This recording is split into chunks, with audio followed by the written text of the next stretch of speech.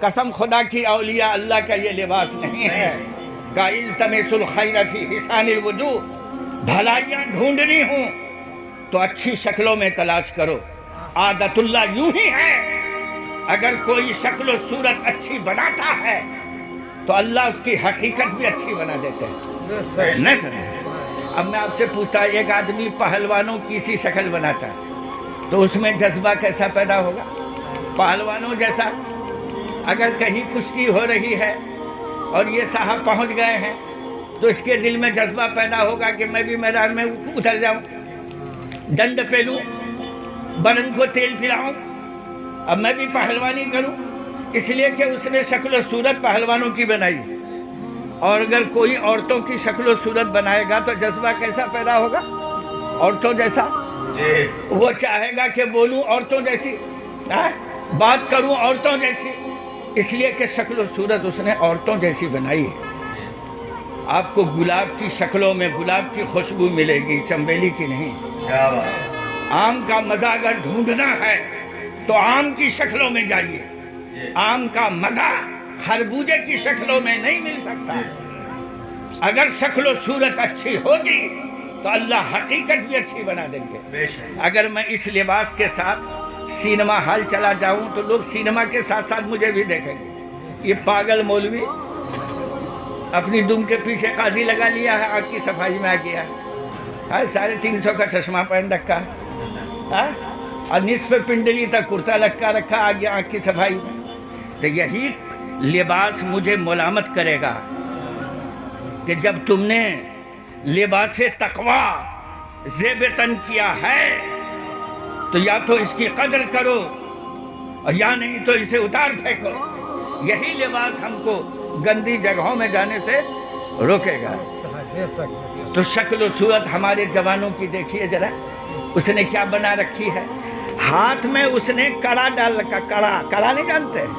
کسی نے چاندی کا، کسی نے پیتل کا، کسی نے کانسی کا کڑا ڈال رکھا ہے۔ اور ایک جوان ہے، اس نے چاندی کا ہار گلے میں ڈال رکھا ہے۔ کتنے پیسے دیجیے گا؟ نہیں سمجھے؟ چاندی کا ہار پہن رکھا ہے۔ یہ ہار زیور ہے یا نہیں آپ بتائیے؟ زیور ہار ہے، ہار زیور ہے۔ زیور عورت کے لیے ہے یا مرد کے لیے؟ زیور زینت ہے یا نہیں؟ زینت عورتوں کے واسطے جائز ہے، مردوں پر حرام ہے۔ یہ کیسے مرد ہیں؟ یہ مرد ہیں یا ہجرے؟ یہ زیور اس نے پہن رکھے ہیں، گلے میں ہاتھ ڈال رکھا ہے۔ اللہ ان کو صحیح سمجھ دے۔ یہ سمجھتے ہیں کہ ہار پہننے سے میں حسین ہو گیا۔ ارے تم نے تو حرام زیور گلے میں ڈال رکھا ہے۔ سنیے، مجھے ایک دوست نے لکھا ہے، آج میں نے عصر کی نماز جامع مسجد میں پڑھی ہے۔ جماعت میں کتنے بھائی تھے بولیے؟ جماعت میں کتنے تھے؟ 13۔ اب بستی میں کتنے ہیں؟ کئی ہزار، کہیے نا، کئی ہزار مسلمان۔ اب مسجد میں کتنے تھے؟ 13 یا 14۔ کیا انہی 13 پر نماز فرض ہے؟ یہ گاؤں میں جو اتنے بالغ آدمی نماز چھوڑ کر بیٹھے ہوئے ہیں، کیا ان پر نماز فرض نہیں ہے؟ فرض بھی کیسا؟ فرض کفایہ ہے کیا؟ فرض عین ہے۔ اور سن لیجئے، جس شخص نے جان بوجھ کر ایک نماز بھی چھوڑ دی، حدیث کا لفظ دیکھیں کس قدر بھیانک ہے، فقد کفر، اس نے کفر کیا۔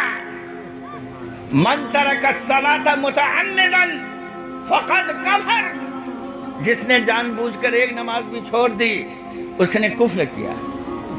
بالغ ہوئے 20 سال ہو گئے، ہم نے آج تک مسجد کا منہ نہیں دیکھا، ہم نے میکدے کو دیکھا ہے، ہم نے سینما ہال دیکھا ہے، ہم اس جگہ پر گئے ہیں جہاں کفر و الحاد کا درس دیا جاتا ہے۔ مسجد جانے کی آج تک ہم کو توفیق نہیں ہوئی۔ گئے ہیں تو 365 دن پہ عید کی نماز پڑھنے کے لیے، وہ بھی اس وقت گئے ہیں جب امام صاحب تکبیر تحریمہ کہہ رہے ہیں، تب ہم بھاگتے ہوئے گئے، نہ ہمیں ثنا یاد ہے، نہ درود یاد ہے، نہ سورہ فاتحہ یاد ہے۔ بغل والے ساتھی کو دیکھ کر کے رکوع کر رہے ہیں، سجدہ کر رہے ہیں، یہ کیسی نماز ہے؟ یہ نماز آسمان کو جائے گی کہ منہ پہ مار دی جائے گی؟ منہ پہ مار دی جائے گی اس نمازی کے۔ ایک بات سن لیجئے، میں آپ کو چھوڑنے کے بارے میں نہیں کہہ رہا ہوں، قضا کرنے کے بارے میں کہہ رہا ہوں۔ اگر کسی مسلمان نے نماز قضا کی ہے، یعنی وقت ٹال کر پڑھی ہے، تو 80 حقبے جہنم میں جلے گا، یعنی 4 کروڑ 88 لاکھ برس جہنم میں جلے گا۔ اور جس نے جان بوجھ کر نماز چھوڑ دی ہے، اس کا کیا حشر ہوگا؟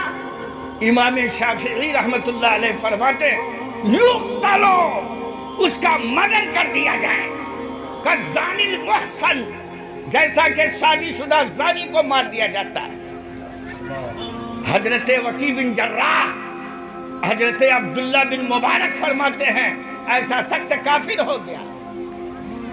امام مالک ابو حنیفہ رحمت اللہ علیہ فرماتے ہیں کہ اس کو جیل میں ڈال دو، جب تک وہ نماز چھوڑنے سے توبہ نہ کر لے اس کو جیل سے نہ نکالو۔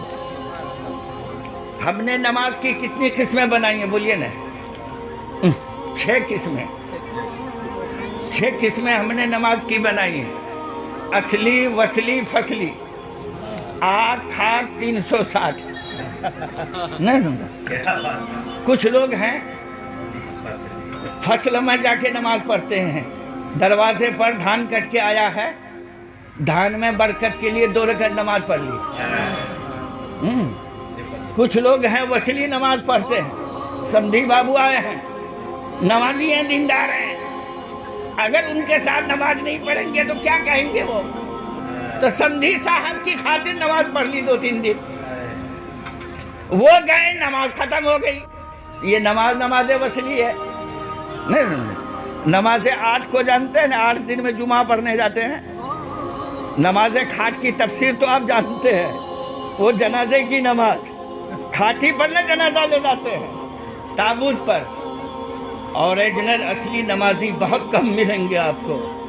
میں آپ سے پوچھتا ہوں، بخاری شریف کی حدیث ہے کہ آپ صلی اللہ علیہ وسلم تہجد کی نماز میں اتنا لمبا قیام فرماتے تھے کہ تورمت قدماہ، آپ کے پاؤں پھوٹ جاتے تھے۔